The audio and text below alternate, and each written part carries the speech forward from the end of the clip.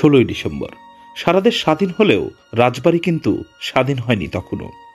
সারা দেশে যখন 1971 সালের 16ই ডিসেম্বর বিজয়ের উল্লাসে উচ্ছ্বাসিত, তখনও রাজবাড়ীকে শত্রুমুক্ত করতে সম্মুখ যুদ্ধে ব্যস্ত ছিলেন রাজবাড়ীর সূর্য সন্তানেরা। 1971 সালের 6 ডিসেম্বরের পর থেকে রাজবাড়ীতে অতিমাত্রায় তৎপর হয়ে ওঠেন বিহারি, পাকিস্তানি, হানাদার ও অবাঙালিরা। পুরো শহর দখল করে রাখে তারা। পাকিস্তানি বাহিনী রাজবাড়িতে প্রবেশের পর বিহারিরা তাদের সঙ্গে যোগসাজশে নির্বিচারে চালাতে থাকে জ্বালাও পোড়াও এবং গণহত্যা। অবশ্যই দেশ স্বাধীন হলেও রাজবাড়ি স্বাধীন হয়নি। দেশ স্বাধীন হওয়ার ঠিক পর 2 দিন 18 ডিসেম্বর কিন্তু শত্রুমুক্ত হয় প্রাণের জেলা রাজবাড়ী। পদ্মা নদীর তীর ঘেঁষা ছোট্ট শহর রাজবাড়ী। রাজবাড়ী মূলত রেলের শহর হিসাবে পরিচিত। রেলের শহরের সুবাদে এ শহরে 15 থেকে 20 হাজার বিহারি বসবাস করত। শহরের new colony, 28 colony, station colony, loco shed colony এলাকায় ছিল তাদের বসবাস। আর এ কারণেই রাজবাড়ীতে পাকিস্তানি আমলে বিহারিদের খুব দাপট ছিল। বিপরীতে বাঙালিরা ছিল এক প্রকার অসহায়। ঢাকায় পাকিস্তানি বাহিনী আত্মসমর্পণের একদিন পর রাজবাড়ীর পাকিস্তানি সেনা ও রাজাকাররা আত্মসমর্পণ করে কিন্তু 18 ডিসেম্বর।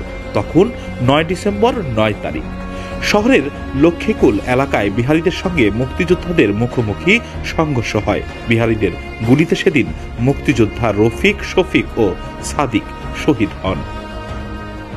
বিহারিরা 13 ডিসেম্বর শহরের বিনোদপুর বিদ্যুৎ সরবরাহের প্রহরীকে হত্যা করে। 16 ডিসেম্বর সারা দেশে পাকিস্তানি বাহিনী আত্মসমর্পণ করলেও রাজবাড়ী শহর তখনও অবাঙালি বিহারিদের আয়ত্তে।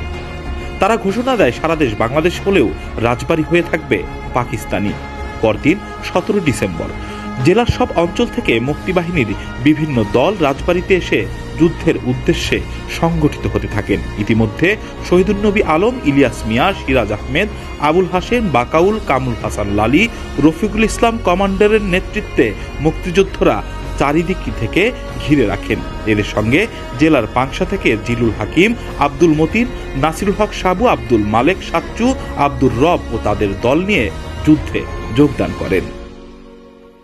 18 ডিসেম্বর বিহারিরা শহরের রেল লাইনের উত্তর পাশে অবস্থান নেয়। তারা রেলওয়ে, লোকোশেড থেকে ড্রাই আইস ফ্যাক্টরি পর্যন্ত রেলের মালগাড়ি দিয়ে বাধা তৈরি করে। মুক্তিবাহিনী শহরের দক্ষিণ দিক থেকে গুলি চালাতে থাকে। তবে মালগাড়ি থাকার কারণে বিশেষ একটি সুবিধা করে উঠতে পারেনি মুক্তিবাহিনী। সে সময় গোলাম মোস্তফা ও আনিসুর রহমান আবি মাগুরা শ্রীপুর থেকে মর্টার নিয়ে আসেন। ওই মর্টার দিয়ে গুলি ছুড়লে বিহারিরা পিছু হটতে বাধ্য হয়। পরাজয় অনিবার্য মনে করে এক প্রকার আত্মসমর্পণের উদ্দেশ্যে ফরিদপুর অভিমুখে যেতে থাকে। তবে তাদের সে উদ্দেশ্য সফল হয়নি। সে সময় মুক্তিযোদ্ধাদের হাতে প্রায় শতাধিক বিহারি নিহত হন। কয়েক হাজার বিহারি আত্মসমর্পণ করেন। আর এভাবেই মুক্ত হয় প্রাণের জেলা রাজবাড়ী। আর ঠিক এভাবেই সারা দেশে 16ই ডিসেম্বর স্বাধীনতা অর্জন হলেও রাজবাড়ী স্বাধীন হয় 18 ডিসেম্বর। বন্ধুরা, প্রাণের জেলা রাজবাড়ীকে নিয়ে আমাদের করা ভিডিওটি আপনাদের কেমন লাগলো কমেন্টসে জানাতে ভুলবেন না যেন। পরবর্তীতে আরও নিত্য নতুন আপডেট পেতে রাজবাড়ী সার্কেলের সঙ্গেই থাকুন।